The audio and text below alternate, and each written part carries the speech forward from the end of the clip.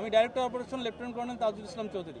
আমাদের লাইনগুলো ঠিকমতো ভিতরে ঢুকাতে আমাদের অনেক কষ্ট হয়েছে আমাদের এই উৎসুক জনতার জন্য।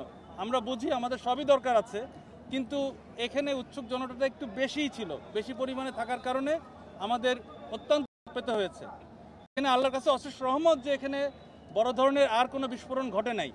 এখনও যে ঘটবে কিনা আমি জানি না, কারণ এখন একটু একটু করে আপনারা উল্টো দিকে তাকালে বুঝতে পারবেন কিভাবে এখনো ধোঁয়া চলছে। সুতরাং এই সিলিন্ডারগুলো কিন্তু এখনো রেস্কিউ করা হয়নি, কিন্তু এখানে এখনো লোকজন রয়ে গিয়েছে। এখানে সেনাবাহিনী, পুলিশ, র্যাব সবাই চেষ্টা করছেন, কিন্তু আসলে উৎসুক জনতা সরানো যাচ্ছে না। এটা আমাদের একটা অত্যন্ত চিন্তার বিষয়, এবং সবাইকে বলা হচ্ছে যে সিলিন্ডার রয়েছে, সিলিন্ডার বিস্ফোরণ হতে পারে, আপনারা দয়া করে সরে যান, কিন্তু কেউই কোনো ভ্রুক্ষেপ করছেন না। এইটা একটা বড় চিন্তার বিষয়, এবং এখনও চিন্তার বিষয় যে এখনও ভিতরে লোকজন রয়ে গিয়েছে।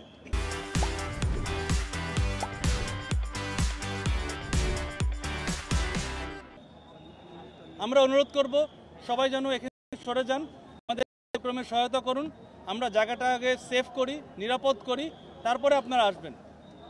আর সর্বোপরি আপনাদেরকে বলবো যে এখানে যে পরিমাণ গাড়ির গ্যারেজ রয়েছে, এই গাড়ির গ্যারেজের একটারও কোনো এই এলাকাটার পুরা আমাদের কোনো কমপ্লায়েন্স ছিল না। সুতরাং এইটার জন্য কিন্তু আসলে অনেক বড় ধরনের দুর্ঘটনা ঘটতে পারত, আমরা চারিদিকে ছড়িয়ে যেতে পারত, কিন্তু এখন পর্যন্ত এটা কিন্তু হয়নি। এটা আমাদের সবচেয়ে বড় সফলতা, এবং আমরা চেষ্টা করেছি আগুনটা যেন না ছড়ায়। এই এরিয়াটা আবারও আমাদের চেক করতে হবে, এবং সিলিন্ডার এবং অন্যান্য যেসব থিনার পেইন্ট সহ অন্যান্য হাইলি কম্বাস্টেবল যেসব আইটেম রয়ে গিয়েছে, এগুলো আমাদের একটা একটা করে এরিয়া চেক করে তারপরে ক্লিয়ার করতে হবে। সুতরাং আমাদের অনেক সময় লাগবে, যদি এখন নিয়ন্ত্রণ দিয়েছি, কিন্তু আমাদের এই ড্যাম্পিং ডাউনে অনেক সময় লাগবে।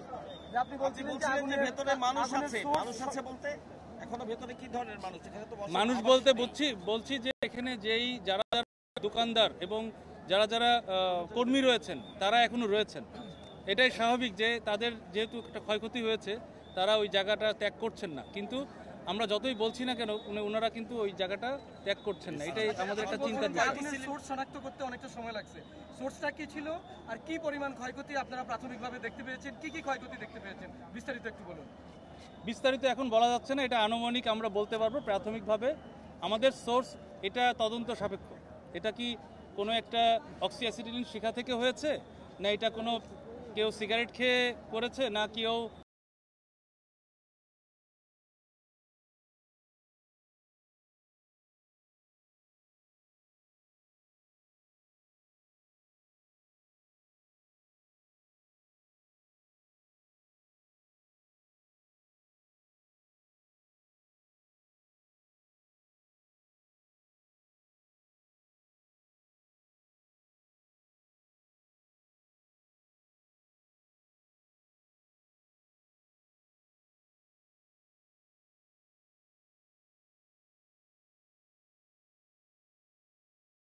একটা দোকান দুইটা করে দোকান আমরা যেটা দেখতে পেলাম, সাপোজ একটা রয়েছে এর মধ্যে আবার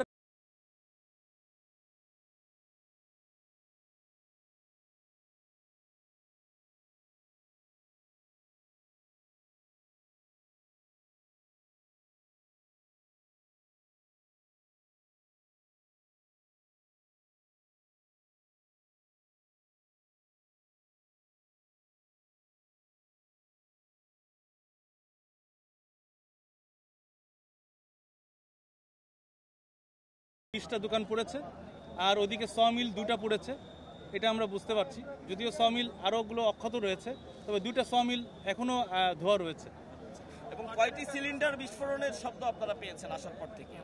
আমরা এখানে 7:35 পৌঁছানোর পরই কিছুক্ষণ পরেই আমরা কেমিক্যালের ড্রাম হয়তো বাস্ট হয়েছে এরকম আমরা একটা বিস্ফোরণের আওয়াজ পেয়েছি, আর ওটার কারণেই আপনার চারিদিকে আগুন ছড়িয়ে পড়েছে। সর্বমোট কয়টি ইউনিট কাজ করেছেন?